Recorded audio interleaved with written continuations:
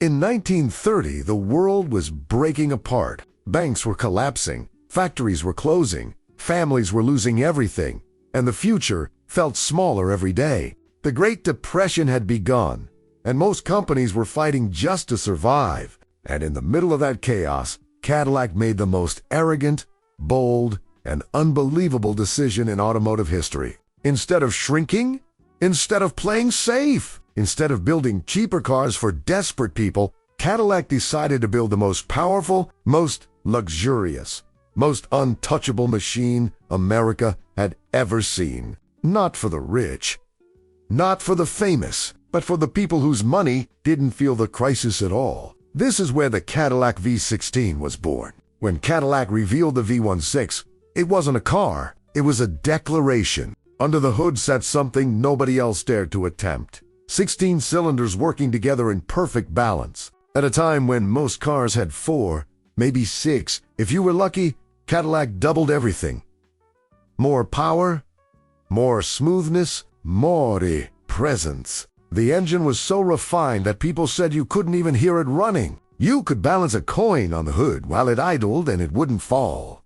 No vibration, no struggle, just motion without effort. Driving a V16 didn't feel like traveling. It felt like floating above the world. And the people at the top noticed immediately, because the V16 didn't just move you. It announced who you were. Every Cadillac V16 was built like a custom suit. There was no standard version. Buyers chose the body style, the roofline, the doors, the paint, the wood, the leather, the stitching, the chrome. These weren't cars from an assembly line. They were rolling palaces, created one by one for people who lived outside normal society. Oil barons, bank kings, industrial giants, movie tycoons, foreign dignitaries, royals, people whose names didn't appear on paychecks, but on buildings, companies, and cities. To them, the V16 wasn't transportation, it was identity. It said you didn't chase trends. You created distance. And distance is the first layer of power. Cadillac didn't market the V6, they marketed it to the few. Their ads didn't show families. They showed control. They showed people who looked like they owned the future. The message was clear. This car was not for people trying to become important. It was for people who already were. But history has a way of humiliating even the boldest decisions. Because while Cadillac was building the most expensive car in the world was starving. Bread lines grew. Homes were lost. Entire towns went silent. And suddenly, a machine like the V16 didn't look impressive anymore. It looked dangerous. It looked like a symbol of extreme wealth in a time of extreme suffering. The world wasn't ready to see perfection. The world wanted survival. And that's where the fall began. Sales slowed. Then they collapsed. Not because the V16 failed, but because reality changed. The same elegance that made it powerful also made it impossible to ignore. People resented it. Governments criticized it. Even some of the rich stopped showing them in public. So the Cadillac V16 started disappearing. Not destroyed, not abandoned, but hidden. Locked inside private garages, stored in barns, sealed in estates, passed down through families who barely spoke about them. Decades went by. The world moved on. War, jets, space, computers, the digital age. And the Cadillac V16 became a ghost, a legend whispered about, a machine people heard stories about, but never saw. Some thought it was exaggerated. Some thought it was propaganda. Some thought it never truly existed the way people said it did. A car with 16 cylinders so smooth you couldn't feel it. A luxury so heavy it changed how rooms behaved. It sounded like a myth. Until collectors started hunting. Not car guys, not hobbyists, but historians with money People who didn't want speed anymore. They wanted meaning. They wanted weight. They wanted something that couldn't be recreated by modern factories or computers. And when they rediscovered the Cadillac V16, the myth became real again, because only about 4,000 were ever built, and fewer than a few hundred still exist. That means every surviving V16 is not just rare, it's irreplaceable. And that's when the second life of the V16 quietly began. But before it came back into the light, it had to stay hidden long enough for the world to forget what true luxury felt like. Because you can't appreciate silence when everything is screaming. You can't understand authority when everything is flexing. The V16 waited for a time when noise would become cheap and calm would become priceless. And that time eventually arrived, because modern luxury became desperate. Screens everywhere, lights everywhere, speed everywhere, everyone chasing attention, everyone measuring worth in numbers and views and likes and seconds and horsepower, everything screaming to be noticed. And in a world like that, the V16 started to feel terrifying again. Not because it was fast, but because it didn't need to be. The Cadillac V16 represented something modern wealth forgot, that the highest form of luxury is not showing. It's separating. It's moving slower than everyone else, and still arriving first.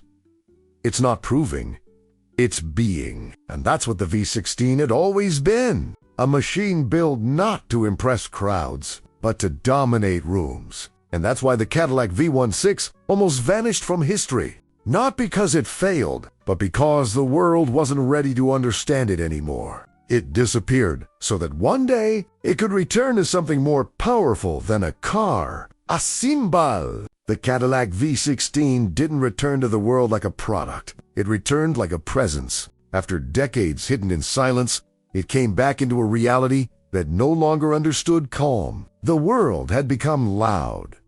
Screens everywhere. Engines screaming. People racing against time, against each other, against relevance. And in that chaos, the V16 felt almost supernatural. Not because it was fast, but because it was The new generation of ultra-wealth didn't find the V16 by accident. They were searching for something money couldn't easily create anymore.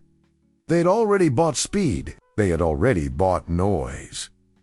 They had already bought attention, and none of it satisfied them. Because when everyone can buy performance, performance stopped being power. When everyone can buy luxury, luxury stops being rare. So they started hunting history. Not for nostalgia, for dominance. And when they discovered how few Cadillac V16s were still alive, the equation changed. These weren't cars anymore. They were artifacts of authority. Machines built in a time when companies didn't care about trends, they cared about legacy. When Cadillac wanted to prove something to the world, not just sell something to it. That's why the V16 doesn't enter a room. It rearranges it. At elite auctions, when one is announced, everything slows down. Conversations die mid-sentence. Phones lower without anyone thinking about it. Even the auctioneer changes tone. Because everyone in that room knows they're not about to witness a sale. They're about to witness a transfer of status. Modern hypercars sit there, nervous. Carbon fiber bodies, sharp angles, aggressive colors. They look like they're trying too hard. And then the Cadillac V16 rolls in. Long, heavy.com. Like it has nowhere to be and nothing to prove. It doesn't rush. It doesn't beg for attention. It assumes it, and the room accepts that assumption instantly. The bidding doesn't explode. It unfolds slowly, deliberately, like a chess match between people who don't blink. Two bidders lock in, not smiling, not showing emotion. Because the emotion is weakness at that level. They're not fighting for transportation. They're fighting for identity. When a hammer finally falls, the number doesn't matter. 1 million, 2, 5, 10. It's irrelevant. The real price is separation. One person leaves as a buyer. The other leaves as someone who almost owned history. Because owning a Cadillac V16 doesn't mean you're rich. It means you're positioned. These cars don't live in garages. They live in vaults, climate-controlled rooms behind biometric locks, underground spaces beneath estates where silence feels thick. They're polished by hand, started occasionally just to keep the soul alive, driven only when the moment is worthy of them. Not to show off, but to arrive with gravity. And here's the truth. Modern luxury brands hate. Most luxury today is desperate. It wants to be seen. It wants to be filmed. It wants to go viral. It wants to shout. The Cadillac V16 doesn't shout. It waits. And waiting is power. When someone steps out of a V16, nobody asks what year it is. Nobody asks how fast it goes. Nobody asks about horsepower. They ask one thing without speaking it. Who is that? Because the V16 doesn't tell you about the car. It tells you about the person. And the people who own these today don't explain them. They don't post them. They don't justify them. Because explaining is for people who need approval. The V16 exists beyond approval. It exists in the space where presence alone is enough. That's why it almost vanished. Not because it was weak, but because the world became too loud to hear it. In a world obsessed with speed, it moved too slowly. In a world obsessed with noise, it spoke too softly. In a world obsessed with trends, it refused to follow. So it disappeared into the hands of people who understood that real power doesn't stay visible. It stays permanent. And now, 100 years later, it's back. Not as a car, but as a mirror. A mirror that shows how shallow most modern luxury really is. Screens age. Tech expires. Speed becomes normal. But authority is timeless. The Cadillac V16 doesn't age. It watches.